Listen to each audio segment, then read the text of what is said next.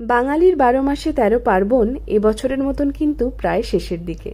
প্রত্যেক বছর এই ভাইফোঁটা চলে গেলেই মনটা বড় বিষণ্ণ লাগে।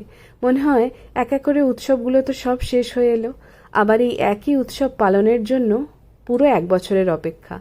কিন্তু কি করা যাবে, এটাই নিয়ম হয়ে আসছে প্রত্যেক বছর।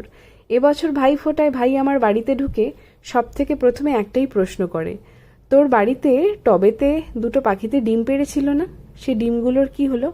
বাচ্চা হয়েছে? তারপর তারা কোথায় গেল? উড়ে গেছে নাকি? তো সেই গল্প তাকে প্রথমে আগে শোনাতে হলো, তারপরে বাকি সমস্ত গল্প। গাছগুলো এনেছিলাম নার্সারি থেকে, অনেকদিন ধরেই পড়েছিল, একটা দুটো বসিয়ে নিয়েছিলাম, আরও কয়েকটা বাকি ছিল, সেইগুলো আজকে সকালবেলা উঠে সমস্ত কাজ সেরে বসিয়ে নিয়েছি।